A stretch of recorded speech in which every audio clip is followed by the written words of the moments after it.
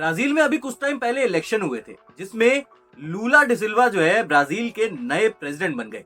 लेकिन ये शायद बहुत लोगों को ये बात पची नहीं, और नहीं पचने वालों की लिस्ट में एक्स प्रेसिडेंट जेयर बोल्सोनारो भी थे।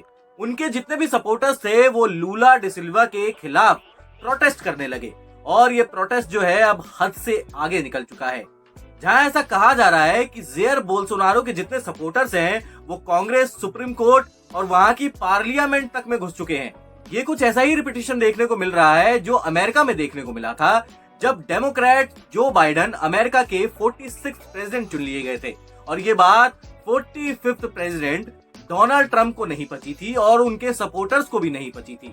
उसके बाद उन्होंने भी इसी तरीके का हल्ला गुल्ला मचाया था, लेकिन खैर वो बात वहीं खत्म। ये मामला इतना बवाल से भर चुका है कि जेयर बोल्सोनारो को ये कहना पड़ा कि उनकी पार्टी या उनके लोगों का इसमें कोई लेना देना नहीं है, और साथ में उन्होंने ये भी कहा कि वो इस चीज की बहुत निंदा करते हैं। बहुत दुख हुआ उनको ये देख के कि लोग सरकारी संपत्तियों को नुकसान पहुंचा रहे हैं।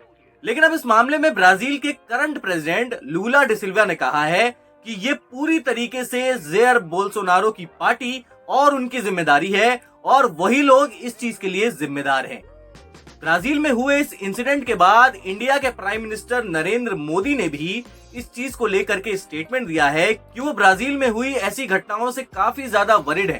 काफी चिंता है उन्हें इस बात की कि लोकतंत्र का सम्मान किया जाना चाहिए। दुनिया भर से ऐसी ही स्टेटमेंट्स आ रही हैं कि किसी भी तरीके से ब्राजील में डेमोक्रेसी को सस्टेन किया जाए और इस तरीके की हरकतें ना हो कि डेमोक्रेसी कमजोर होती नजर आए। वैसे अगर एक्स प्रेसिडेंट जेयर बोल्सोनारो की बात कर लें तो जब वो प्रेसिडेंट थे तब वो कुछ ऐसी बातें और कुछ ऐसे काम करके जा चुके हैं जिसकी वजह से उनको आज भी क्रिटिसाइज किया जाता है और उनको एक कट्टर छवि वाला नेता माना जाता है। लूला डिसिल्वा के प्रेसिडेंट बनने के बाद से जेयर बोल्सोनारो के सपोर्टर्स थोड़ा सा परेशान नजर आ रहे हैं और बहुत ज्यादा एक्साइटमेंट में बहुत कुछ कह भी दे रहे हैं, और अब तो बात हद से ज्यादा निकल चुकी है। अब देखने वाली बात होगी कि लूला डिसिल्वा इन सभी इंसिडेंट्स पर किस तरीके से स्ट्रिक्टली एक्शन लेंगे, जैसा कि उन्होंने अपने स्टेटमेंट में कहा है। बाकी अगर बात की जाए डेमोक्रेटिक राइट्स और डेमोक्रेटिक तरीके से हुए इलेक्शंस को एक्सेप्ट करने की, उस रिजल्ट को एक्सेप्ट करने की, तो ऐसा कई देशों में हो चुका है जहां पर चुनावों के बाद जो रिजल्ट्स आते हैं उनको पार्टियां या कुछ नेता एक्सेप्ट नहीं कर पाते। ऐसे मामले में हमारा हिंदुस्तान जहां पर लोकतांत्रिक तरीके से चुनाव भी होता है और लोकतांत्रिक तरीके से सभी पार्टियां उस चीज का सम्मान भी करती हैं। शायद इस मामले में ब्राजील और बाकी ऐसे सभी देशों को हिंदुस्तान से सीख लेने की जरूरत है।